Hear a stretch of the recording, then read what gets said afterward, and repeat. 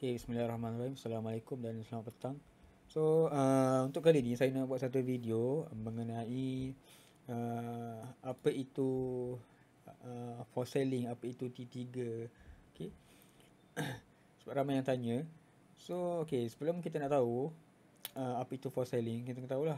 Okay, account CDS ni, account CDS dia ada beberapa jenis lah. Pertama, dia ada cash account. Okay.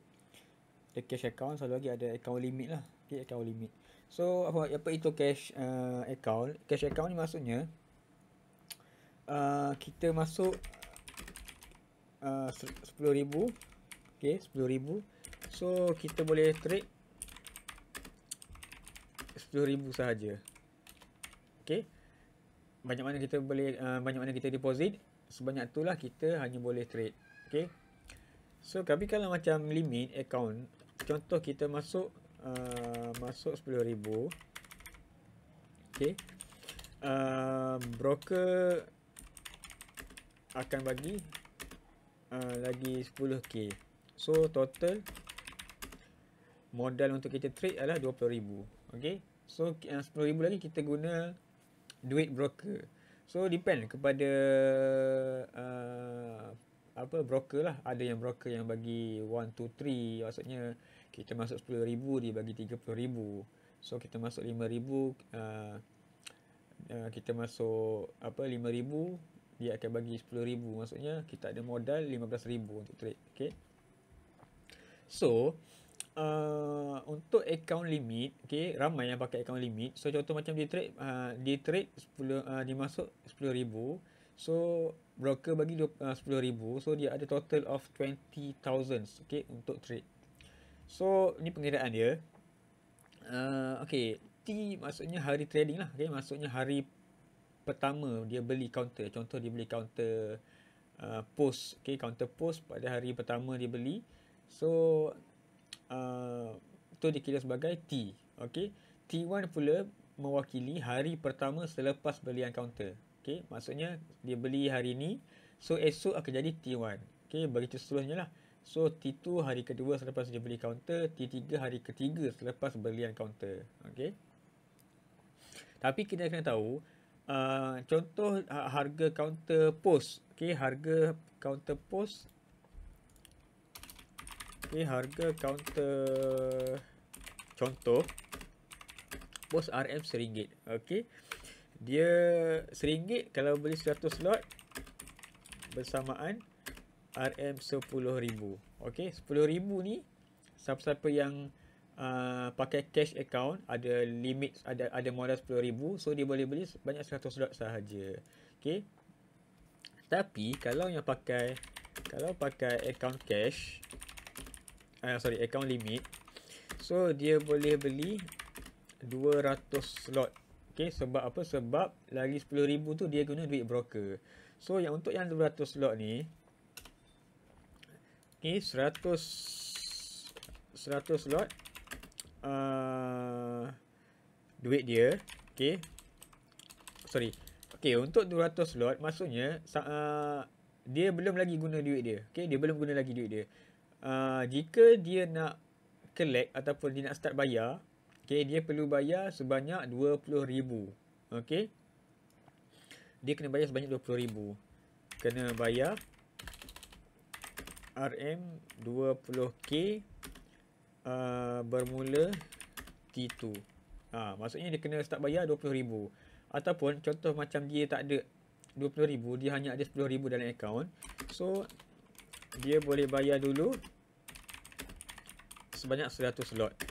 Okay, 100 slot mewakili 10,000. Okay, so lagi baki 10,000 tu, dia sama ada dibayar at the end of T3, ataupun broker terpaksa menjual lebihan counter yang dia tak mampu nak bayar tu lah.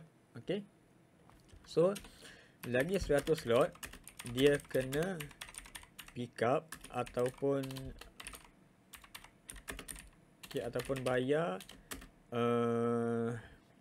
RM 10k, okay, sebelum T3 habis.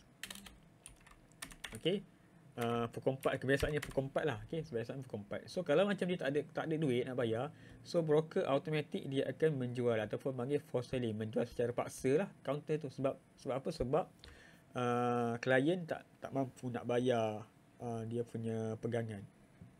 Okay. So macam mana kita nak tahu hari ni hari T0, T2, T3. Okay, kita boleh tengok chart. So kalau kita tengok chart, dia based on hari trading, based on volume. Okay, kita tengok volume. Okay, setiap hari akan ada T3 sebab setiap hari akan ada orang pakai account limit. Tapi T3 yang signifikan ataupun T3 yang betul-betul penting adalah T yang mempunyai volume yang besar lah. Okay, bagi contoh kita tengok dekat chart. Kita ambil contoh counter PR Lexus. Okay.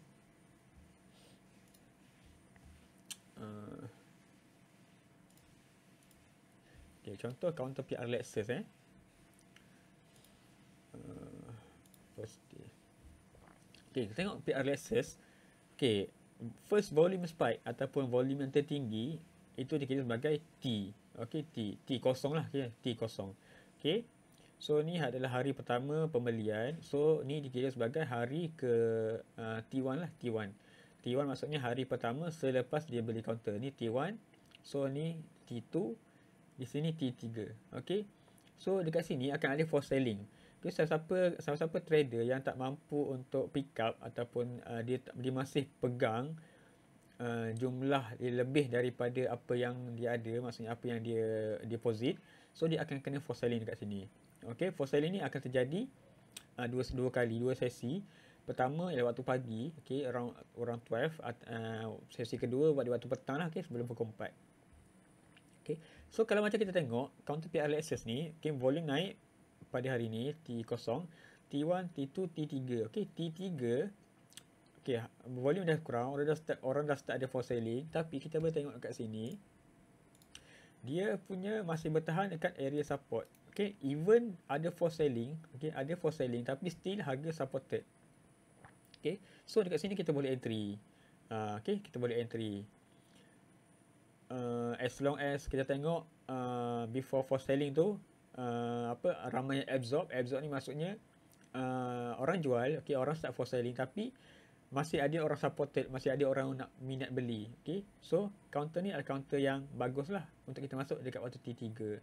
So dia boleh jadi dia akan naik terus pada waktu T3 tu ataupun dia akan naik pada keesokan harinya. Okay, depends.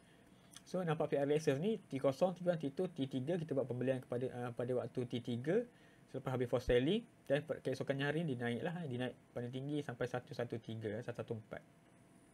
Okay, sebagai contoh ni lah, nampak ni kat sini di sini ada T0, okay, T0, T1, T2, T3. Okay, T3 ni adalah hari-hari yang ada for selling lah. Okay, ada for selling tapi harga keep on supported. Okay, keep on supported. And then kalau kita tengok dia naik. Okay, dia naik sampai 96, 97 sen. Okay, itu cara untuk kita tengok ataupun kita kaji counter-counter yang ada T4. Okay, contoh lagi kita ambil counter lain, net white. Okay, ni contoh counter net white. Okay, kat sini ada T0. Okay, ni T0. Okay, T0, T1, T2, T3. Hari ni sepatutnya ada for selling lah. Okay, ada for selling. Tetapi ada minat belian pada hari ketiga. Maksudnya for selling tadi dia still akan ada for selling pada pukul 12 ataupun pukul 4. Tapi for selling tu akan diabsorb lah dengan volume minat belian pada hari tersebut. Okay, sebagai contoh lagi, count ni T0, T1, T2, T3. Okay, T3 kat sini. So, dia supported. So, kalau macam contoh lah kita nak buat entry dekat sini, kita boleh trykan support dekat candle dekat hari pertama pembelian ni. Okay, hari pertama pembelian. So, kita nampak T0, T1, T2, T3 harga supported. For selling absorb, dan hari yang seterusnya dia buat kenaikan. Okay.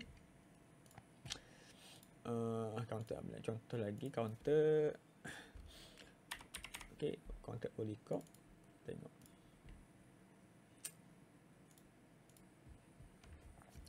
Okay, nampak ni counter T0, T1, T2, T3. Okay, T3 dekat sini. T0, T1, T2, T3. Okay. Ni tak berapa cantik lah. Okay, tak berapa cantik. Kita cari counter lain. Kita tengok that fast. Okay. Dia boleh jadi sama ada counter tu akan terus naik pada hari T3, okay? Ataupun mungkin dia tak react terus pada hari T3 tu lah. Okay. Okay, contoh take fast ni T0 harga paling tinggi, okay? Harga paling spike dia setiapnya ada T3 dia. So untuk volume yang pertama ni T3 dia lah pada hari ni. Untuk yang volume yang ni T0, dia punya T3 akan ada T0, T1, T2, T3. So hari ni adalah T3 untuk volume yang ni.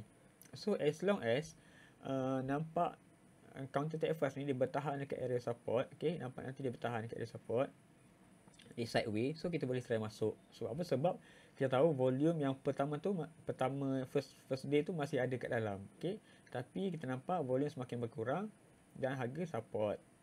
So kita boleh buat entry lah. Itu salah satu cara untuk kita buat entry pada hari T3 counter. So kita kena buat watchlist. Setiap spike tu kita kena tengok, nak tunggu dia retrace pada hari ketiga. Okay, itu saja untuk perkongsian saya lah. InsyaAllah kita jumpa next video. Assalamualaikum.